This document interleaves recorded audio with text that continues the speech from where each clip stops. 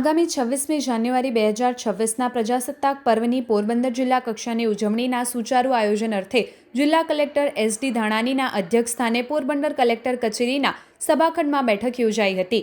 આ બેઠકમાં કલેક્ટરશ્રીએ રાષ્ટ્રપર્વની ગરિમા જળવાય અને નાગરિકોમાં દેશભક્તિનો સંચાર થાય તે રીતે સમગ્ર કાર્યક્રમનું આયોજન કરવા સંબંધિત અધિકારીઓને જરૂરી સૂચનાઓ આપી હતી।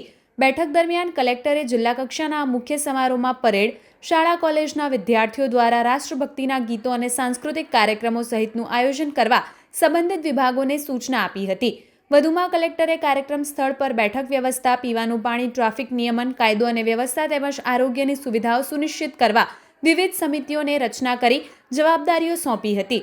રાષ્ટ્રપર્વ નિમિત્તે જિલ્લાની તમામ સરકારી ઇમારતો રોશનીથી શણગારવામાં સ્વચ્છતા, વૃક્ષારોપણ કરવા તેમને સૂચના કર્યું હતું। આ ઉપરાંત વિવિધ સરકારી વિભાગો દ્વારા સરકારની કલ્યાણકારી યોજનાઓને પ્રદર્શિત કરતા ટેબલો તેમજ સ્ટોલ તૈયાર કરવા બાબતે પણ ચર્ચા કરવામાં આવી હતી।